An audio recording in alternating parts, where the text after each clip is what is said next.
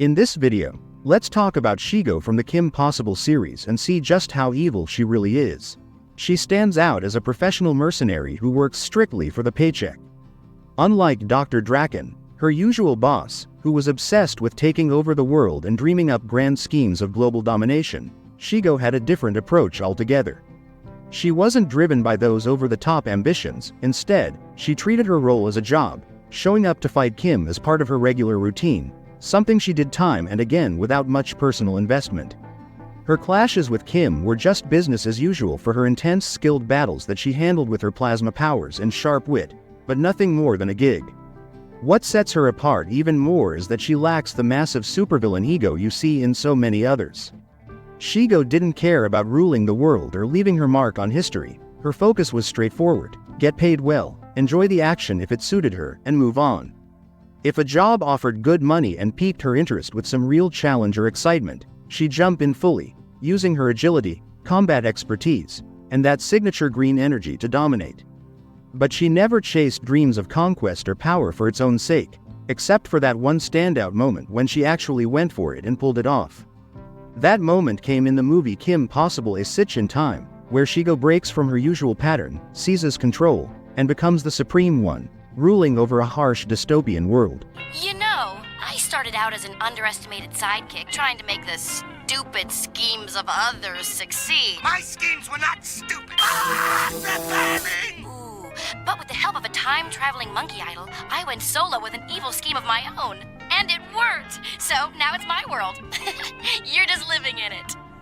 Back to work! It proved that if she truly wanted to dominate, she had the skills, intelligence, and ruthlessness to make it happen. She turned the tables on everyone, including Kim, and built her empire step by step.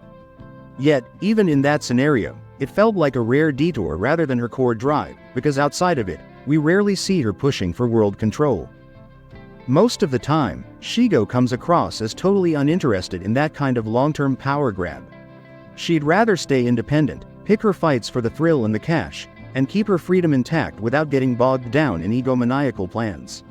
She only dialed up the cruelty when it fit the job, like delivering a savage takedown or a biting insult to keep things moving. But if a task felt pointless, beneath her talents, or unrelated to the main goal, she flat out skipped it. That pick-and-choose attitude highlights her pragmatic side. She was in it for the satisfaction of a well-executed heist or brawl, not for pointless evil or world-ending chaos. A far more insidious threat. A much deadlier... He's building an army of robots. Why do you do that? The evil rant is one of the best perks of the job. Yeah, well, it's boring, so, you know. But... Her dynamic with Kim Possible stands out as one of the best parts of the show. Their intense fights, sharp banter, and overall back-and-forth energy make every encounter crackle with excitement. Kim, I'll keep circling. There's nowhere to park. You too? Now, what is up with the city? What makes it even more interesting is how Shego sometimes comes across like a twisted dark mentor to Kim, offering bits of advice right in the heat of battle because she genuinely respected Kim's fighting skills far more than she ever valued Draken's genius intellect. That rivalry wasn't just about clashing fists. It grew from a solid base of mutual respect, where Shego would toss out pro tips mid-fight, like pointing out a weak spot in Kim's stance, or poke fun at her fashion choices in a way that felt more like teasing from an older sister than pure hatred from a bloodthirsty foe. Warmonger strikes this blow in the name of the Great Blue! I am not gonna let this she-thing just waltz in and destroy Kimmy. That's my job, you hear me? Her personality wasn't rooted in traditional evil like mindless destruction. Instead, she was cynical about the world, always spotting opportunities to come out on top, whether that meant sabotaging a plan or grabbing the best payout. Before she turned villain, Shego had actually been a hero as part of Team Go, defending Go City alongside her brothers.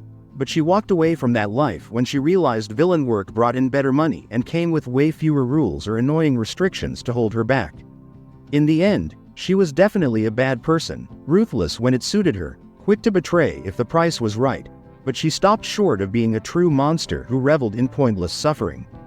That balance, blending sharp edges with hints of relatability and self-awareness, is exactly what makes her character so memorable and awesome to watch unfold across the series.